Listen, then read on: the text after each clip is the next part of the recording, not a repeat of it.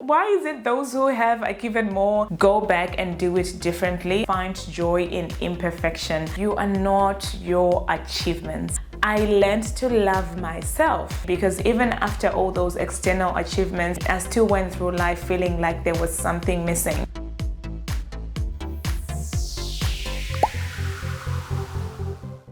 Hello. Today we are talking about how to stop feeling like a failure. And the reason why we're talking about it is because I have had countless women tell me in the past year about how they equate their sense of self-worth to their job, their career, their achievements, and when life is not going the way they wanted to go, they start feeling like they have failed. They start feeling low. They start really looking down upon themselves and looking at their peers and really feeling behind. My name is Lorraine, and before we dig in, if you haven't done so already, make sure you click the subscribe button and hit the notification bell so that you get notified each time I publish a new video, which is Monday, Wednesday, Saturday, depending on where you are in the world. Okay, so we're gonna start with, why do people feel like failures? Like, what makes you as a millennial woman actually feel like a failure? It's really because, we have been conditioned to equate our sense of self-worth with external achievements. We have been conditioned to feel, and I think most of it is from social media as well. We look at social media, we see people that are doing these amazing things. They're putting their best foot out every day. We're not seeing behind the scenes and the challenges that they're actually going through in their lives. And then we are tempted to really measure ourselves. Like, we use those external factors as an internal metric for how we are doing in life. And it always makes us fall short because you cannot measure yourself by those internal or those external benchmarks. Another major thing is also because, when you look at the generation of our parents and our generation, things have really changed. Our parents' generation worked hard in their careers. I remember my dad was a whole ambassador. Like, he was the ambassador of Zimbabwe to Kenya at 28 years old. And I remember I made the mathematics and I was like, at 28 years old, I was nowhere near achieving such a major career. Like, that was like a massive career achievement, isn't it? So with our generation, we have been conditioned as well. Like, growing up as kids, we were told, grow up and become a doctor and then you will be successful. Grow up and be a pilot, and then that will make you that will make our parents so happy and so proud. Grow up and be a nurse, grow up and be an accountant. And then when we actually grew up, we thought that those external achievements were going to do something internal for us, only to realize that no, that is not the case. So first of all, I'm just going to pop the balloon and say that you will never have lasting achievement from an external metric, i.e. your job. And many years ago, I read this book, and it's called The Regrets of the Dying by Bronnie Ware. And there was a section about career where this really rich guy, he had done so well in his career. He was about to die from cancer. He was lonely. His kids were not with him. He had divorced from his wife, and he was telling Bronnie that if I could go back and do it differently, I would have known that my achievements and my money were not going to fulfill me, because even after all those external achievements, I still went through life feeling empty. I still went through life feeling like there was something missing. So I really want to tell you that if you are a person who equates your sense of self-worth, your sense of success from external metrics and external validation, that can only work so far. It can not go beyond that. You will always come back and feel empty. And you've probably seen this for yourself. Each time when you make a major achievement, you're like, yay, I've made it. You still come back and still have that sense, that niggling sense of emptiness, which so many of us run away all the time. So the first most important thing to remember in order for you to stop feeling like a failure is to know that you are not your achievements. You are not your achievements at all. And I'm not saying don't be ambitious, don't go achieving your goals. Not at all, because I am a very, very ambitious woman. I have goals, I have dreams, I have things that I want to achieve. But I had to go through a period where I realized that no matter what goals I have, no matter what I'm achieving, no matter how successful I am, no matter how much money I'm making, no matter how amazing the romantic relationship I'm in, I am not my achievements, and those achievements can never ever ever fulfill me, and this has really helped, because the second thing, in order to stop feeling like a failure, is to anchor to your sense of meaning. For me, it is my spiritual life. So as a Christian, I anchor to my faith in God. What about you? What do you anchor to? And I have found that anchoring to my faith gives me a benchmark that never shifts, because every time when I wake up in the morning, that sense of connection to God is always there. And no matter what I do, I have actually come to a point in my life where I've realized that no matter what I achieve in my life, I always want to put, I always have to put that anchor first. I always want to have God first in my life, because I know that all other meaning comes from there, no matter what is happening. So I think it's so important for you as a millennial woman, anchor to a meaning that is far beyond you, like anchor to a meaning that goes, that transcends where you are, that transcends your achievements. And then you will find that when you're anchoring, let's say for me, when I'm anchoring to God, I find that my life assumes this beauty, it assumes this new level of meaning, and then it takes away that, that feeling of being a failure that I know that achievements can never cover up for. The third thing when it comes to stopping feeling like a failure is stop seeking perfection and instead find joy in imperfection. I actually think that perfectionism is an excuse for procrastination.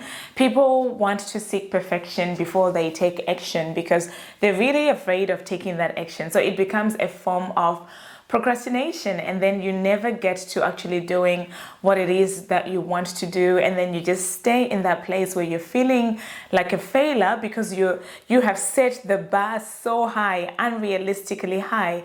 And I just want to assure you that no matter who you are, no matter where you are a human being, and being human is to be imperfect. And perfection is achieved by taking step after step after step after step after step. Perfection is a series of so many imperfections because we're always growing. Let me use the example of this YouTube channel, for example. I have been creating videos for years, you guys. I have sat in front of the camera so many times. And even today, when I was recording this video, I did 2 takes first. And I deleted those takes because they were not good enough for me. I was like, oh, I could do this better. I could do this better. And then I was like, no, stuff it. We are just doing it, because life is always a state of continuously improving. So if you're beating yourself down, you're feeling like a failure because you're looking at your life and the actions you have been taking have been imperfect. Maybe you've even made decisions that you're regretting right now, and you're feeling like this imperfect human being. Let me assure you that it's okay. All those are lessons, but don't use that as an excuse to actually not take action. And I have seen that in my life. During the times when I feel most like a failure, I'm not making any action either, and that stagnancy increases that feeling of being a failure. So look around yourself. Maybe you're feeling like a failure because you've been stagnant. You're actually not taking any action to achieving your goal. You're not taking any action to grow. And yesterday in the morning, I was reading my Bible, and I was reading the story of the talents, where this rich man, goes on a journey, but before he goes on a journey, he gives to the first servant. He gives the first servant 5 talents, I think. Hey, don't come at me saying, oh, I misquoted this. Gives the first servant 5 talents. The second servant, he gives him 3 talents, and then the last servant, he gives him 1 talent. So the first servant, who got 5 talents or 5 gifts, he went out, he invested, he did all these business ventures, and then he had 10 talents. And the second servant went out again, made all these investments, doubled the talent, so he had 6. And then the last servant, who was the lazy servant, he got 1 talent, and he decided to hide the talent in the ground. And now when this rich man came back, he called his servants. He's like, all right, can I have the talents back? What have you done? Give me an account. The first servant, who had the 5 talents, brought the 10, and the rich man was like, well done, enjoy the joys of my kingdom. You've done so well, you've doubled the investment. And then the second servant, who had 3, now had 6, and he gave his master the 6 talents, and the master's like, well done, you have doubled what I've given you, enter into my rest. And then now the last man, who had the 1 talent, he comes along, he's like, sir, you are a lazy man, you reach where you do not sow. So I was so afraid. Oh, fear. There was fear. I was so afraid. I did not take any action. I hid this talent in the ground. And then, the master's basically like, you've been so lazy. I'm going to take away even this 1 talent and give it to the one who has. And I used to read this story. I remember when I was younger, I'll be like, why is it those who have are given more, and those who do not have, even what they have is taken away from them? And this story was just reminded of me when I was just talking to you guys now, about feeling like a failure and wanting perfection, and not taking any action in imperfection. And I just want to say that if you're just standing there in stagnancy, not taking any action, you're basically looking down upon the talents that you have in life. You're looking down upon the strengths that you do have. And I just want to encourage you to just look at what you do have in your hands, the talents that you do have. And I want you to actually start taking action from that place. And I remember for me, years back, when I decided that I wanted to work for myself, start my own business, I had no clue, you guys. I had no clue. I was feeling like a failure, but I had to, over the past 5-6 years, I've had to take imperfect action, imperfect steps day by day, imperfect steps day by day, make some mistakes day by day, but keep going. So don't let that sense of feeling like a failure keep you there, because sometimes stagnancy just perpetuates that feeling of being a failure. But when you start taking imperfect actions, you find that you start achieving results, you start being happy with what you're achieving, and then you keep going, because I truly believe that we all each have a purpose that we're meant to serve. We all have an impact that we're meant to make in this world. And when you're feeling like a failure, it's because you're not functioning in that capacity. Like you are not in your, you're not functioning in your zone for which you have been put on earth for you to function. And that is why you're feeling like a failure. But I just want to tell you, start taking imperfect action. Do not look down upon your actions. Don't criticize the effort that you're making. Do not feel like, oh my gosh, this is so embarrassing. The things that I'm doing are so imperfect. I don't want to lie to you, sometimes I cringe when I watch videos that I've created 4 or 5 years ago, but that will never stop me from sitting in front of the camera and speaking to you guys, because I know that when I am sitting here speaking with you, I am working in my destiny. I am doing what I've been put on earth here to do. So what does that look like for you? What does that look like for you? I just want to encourage you. Don't stop there. Don't end there. Don't just feel like a failure and just stay there. Like, don't park there too long. And this is the thing. I also believe that we go through seasons of feeling a particular way, but those are seasons. We're not meant to stay there. I remember the season when I was feeling like a failure, or the times when I do feel like a failure. I always know that I'm not meant to stay there. I can still rise up from that place and still take imperfect action, still serve, still show up, still help somebody, still do what I'm called to do. So I'm just gonna challenge you to take imperfect action. Don't go for perfection. It doesn't exist. We're always a work in progress. The next thing when it comes to how to stop feeling like a failure is when things don't go the way you wanted them to go, celebrate. Like, celebrate the effort that you actually made, because we all know we've tried things, we've done things, you know. Like, I was talking to someone the other day, and they had put this effort in applying for this amazing job because they're progressing up in their career, and it didn't go as planned. And I was like, you know what, I want you to celebrate. You've actually put yourself out there and showed yourself that you're a woman who is worthy of taking amazing action and getting yourself up, you know, to the next level. And you not getting the job doesn't mean much. You know, you don't need to make it mean much. You can make it mean that you are the kind of person who's taking action on actually achieving your goals. You're taking action on your career mobility and moving up the ladder, and make this your opportunity to see the next opportunity. Make this your opportunity to actually look ahead and wonder, if I could do this, if I could apply for this particular job and sit myself before these people, if I could, or maybe, like, you know, you've asked for a salary increase because you watched the first video that I did. And then maybe the answer at that point was no. Celebrate that you are the kind of woman who walks into a room and negotiates your worth because you know what you're worth. Like, celebrate being a person who's like, you know what, it's time for me to level up. I'm no longer satisfied with where I am right now, and I'm going a step further. And that in itself is worth celebrating, you guys. I have made it a habit of celebrating myself. Like, a few times during the day, I will pat myself on the shoulder. I'll be like, you're amazing, Lorraine. I celebrate you for doing this. I celebrate you for trying this. You know, I know that even just sitting here speaking with you, I celebrate each and every video that I create, every piece of content that I put out there. I just celebrate. So I want you to celebrate your efforts. I want you to just look back over the past month, you know, because you're looking like a failure because you're beating yourself up for the efforts that you've put. But instead, I want you to flip that switch and think about the same thing that is making you feel like a failure and flip it upside down.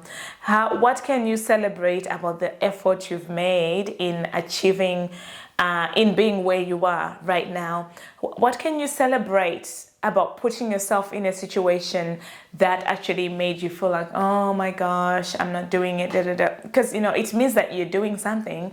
It means that you're somewhere. So I want you to just look around, find 3 things to celebrate about the effort that you've put today. Share with me in the comments and I'll celebrate with you. And the next thing when it comes to celebrating is, don't just celebrate, but like, oh, woohoo, you know, write it down and do something. Go buy a candle, buy a nice, you know, vanilla scented candle, whatever your favorite candle is. Like, actually do something to celebrate, and let me know what you're going to do to celebrate. Lastly, how can you stop feeling like a failure?